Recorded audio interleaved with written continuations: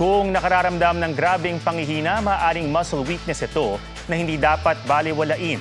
Isa kasi yan sa sintomas ng autoimmune disease na nararanasan ng aktres na si Sunshine Cruz. Alamin kung ano ito sa Fit Track ni Katrina Son.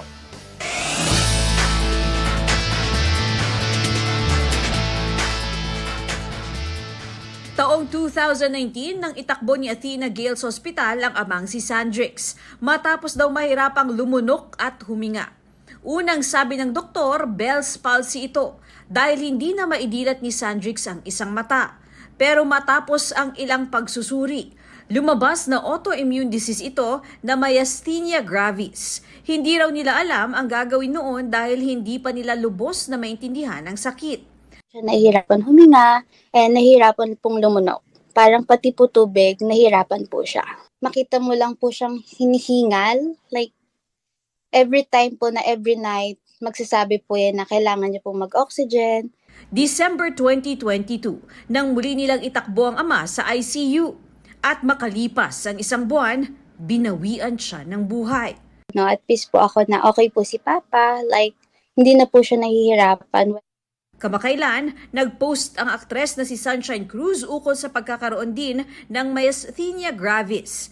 Binanggit niya ang hirap sa pag-build ng muscles sa katawan. Ayon sa nakausap naming doktor, panghabang buhay na kondisyon ang myasthenia gravis. Myasthenia, ibig sabihin my, muscle, sthenia, weakness. Tapos pag sinabing gravis, grabe or grave. So, grave, muscle, weakness. So pag sinabing myasthenia gravis, it's the weakness of the muscle. Pag sinabing autoimmune, basically yung immune system natin na usually nagpa-function to protect us from infections, from viruses and bacteria, ang nangyari, inatake niya yung sarili nating cells. Dahil dito, nawawala ng muscle control ang isang may myasthenia gravis.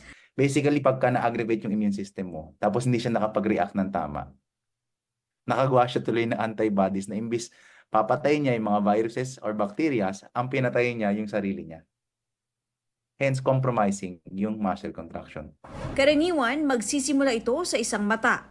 Makakaramdam ng drooping of the eyelid. Sunod na sintomas ang double vision at laging pagod. Kapag nakaramdam ng alin sa mga ito, agad magpasuri. Pag late mo siyang nahuli, dun magkakaproblema. Bakit? Kasi pag ang muscle, prolonged siya na hindi siya nasa-stimulate, hihina. Inaagapan daw na magkaroon ng permanent muscle weakness. Pag bibigay diin ng doktor, hindi kailangan matakot. Basta't agad na makapagpatingin. Katrina Son, nagbabalita para sa GMA Integrated News. Huwag magpahuli sa mga balitang dapat niyong malaman. Mag-subscribe na sa GMA Integrated News sa YouTube.